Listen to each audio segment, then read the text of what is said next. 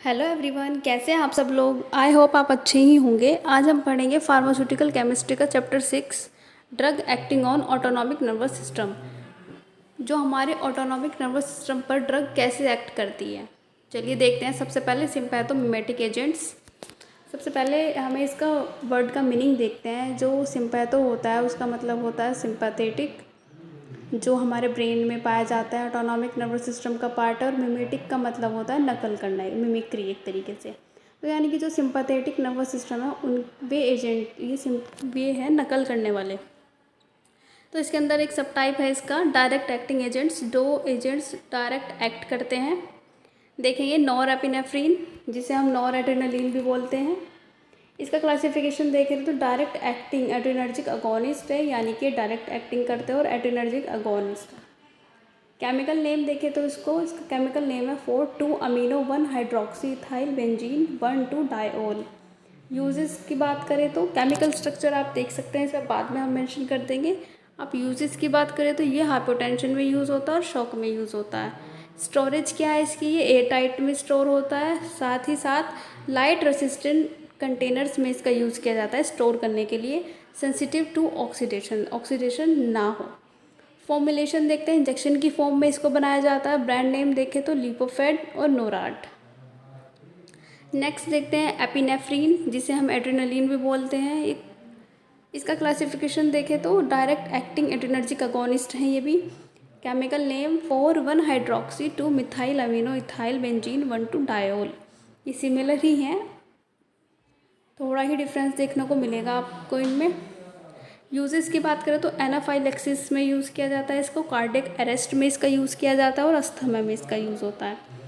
Storage की बात करें तो लाइट रेसिस्टेंट है, एयर टाइट में इसको स्टोर किया जाता है, स्टेबल होता है अल्कलीन पीएच में। फॉर्मुलेशन देखें तो इसकी इंजेक्शन, आई ड्रॉप्स, इनहेलर की फॉर्मुलेशन होती है इसकी। ब्रांड नेम की बात करें तो एड्रेनालिन इंजेक्शन के नाम से आता है और एपीपेन के नाम से आता है। आगे देखते हैं फिनाइलेफ्रीन। इसका क्लासिफिकेशन क्या है, अल्फा 1 एड्रेनर्जिक अगोनिस्ट है ये। इसका केमिकल नेम की बात करें तो 3,1R 1 hydroxy 2 methyl amino ethyl phenol. इसके केमिकल नेम्स आपको याद करने पड़ेंगे, केमिकल नेम्स बहुत ज़रूरी है। तो केमिकल नेम, इसके यूजेस, स्टोरेज, स्ट्रक्चर, फॉर्मुलेशन, ये सब इसका मैंडेटरी है ये याद करना। आप इसमें लिख के आना एग्ज़ाम में। इसके यूजेस देखें तो नेसल डिकंजेस्टेंट है और माइड्रेटिक एजेंट भी है, इसके उसमें यूज़ किया जाता है। स्टोरेज देखें तो टाइटली क्लोज्ड कंटेनर में इसका स्टोर किया जाता है, ताकि इसमें कोई भी माइक्रो ऑर्गेनिज्म इफेक्ट ना करे, ये कोई रिएक्ट ना, कंटामिनेट ये ना हो। प्रोटेक्ट फ्रॉम लाइट, इसको लाइट से प्रोटेक्ट किया जाता है। फॉर्मुलेशन की बात करें तो नाजल स्प्रे में की फॉर्म में इसको बनाया जाता है, टैबलेट की फॉर्म में इसको बनाया जाता है, या इंजेक्शन की फॉर्म में भी इसको बनाया जाता है। ब्रांड नेम, किस ब्रांड नेम से आता है ये, नियोसाइन एफ्रीन के नाम से आता है, कॉर्सिडीन के नाम से आता है ये।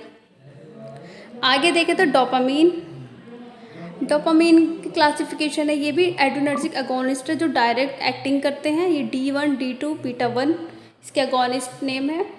केमिकल नेम की बात करें तो 4,2 अमीनो इथाइल बेंजीन 1,2 डायोल इसका केमिकल नेम है। यूजेस की बात करें तो कार्डियोजेनिक और सेप्टिक शॉक में इसका यूज़ किया जाता है। डोपामीन हमारा वो हार्मोन है, एक हार्मोन होता है, अगर इस हार्मोन की कमी हो जाती है तो हमें ये बाहर से प्रोवाइड करना होता है, मतलब बाहर से इसको लिया जाता है। डोपामीन हमारे माइंड को क्या करता है, रिलैक्स करता है। हमारा अगर मन खुश नहीं है तो ये उसको क्या करता है, इंक्रीज़ करता है, मतलब रिमूव करता है। हमारा मन एकदम से इसको लेने पर हमें खुशी होती है। स्टोरेज की बात करें तो इसको लाइट से प्रोटेक्ट करना है। यूज़ इमीडिएटली वंस डाइल्यूट, इसको डाइल्यूट के फॉर्म में यूज़ किया जाता है। फॉर्मुलेशन देखें तो आईवी इंजेक्शन की फॉर्म में ये आता है। ब्रांड नेम देखें तो इंट्रोपिन और डोपाकार्ड। आगे देखते हैं टर्ब्यूटेलाइन, जिसका क्लासिफिकेशन है बीटा 2 सेलेक्टिव एड्रेनर्जिक अगोनिस्ट। ये एड्रेनर्जिक अगोनिस्ट है बीटा 2 सेलेक्टिव, यानी कि बीटा 2 रिसेप्टर पे ये काम करते हैं। केमिकल नेम है इसका tertbutyl amino methyl 3,5 dihydroxy benzyl alcohol. Uses की बात करें, ब्रोंकाइल अस्थमा में इसका यूज़ किया जाता है, प्रीमेच्योर लेबर में इसका यूज़ किया जाता है। स्टोरेज रूम टेम्परेचर पे इसको रखना चाहिए, मॉइस्चर प्रोटेक्ट होना चाहिए।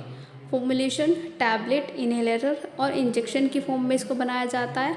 ब्रांड नेम देखें तो ब्रिकैनिल, टर्ब्यूटेलाइन और सल्फेट इसके ब्रांड नेम के नाम से आते हैं। आगे देखते हैं साल्बुटामोल, जिसका क्लासिफिकेशन है beta 2 adrenergic agonist. Chemical name की बात करें तो 4,2 टर्बिट ब्यूटिल एमोन अमीनो 1 हाइड्रोक्सीथाइल 2 हाइड्रोक्सीमिथाइल फिनोल। यूजेस की बात करते हैं इसके, ये अस्थमा में यूज़ किया जाता है, ब्रोंकोस्पास में यूज़ किया जाता है। स्टोरेज की बात करें तो ये कूल प्लेस में इसको रखना चाहिए और ड्राई प्लेस में इसको रखना चाहिए। फॉर्मुलेशन इनहेलर, सिरप और टैबलेट्स की इसकी फॉर्मुलेशन की जाती है। ब्रांड नेम में वेंटोलिन और एस्थलीन के नाम से ये आता है। नेक्स्ट आता है आपका नीफाजोलिन, जिसको हम अपनी नेक्स्ट वीडियो में कवर करेंगे। आज के लिए बस इतना ही। आई होप आपको इतना समझ में आया होगा, जितना मैंने आपको पढ़ाया आप इसको कवर कर सकते हैं।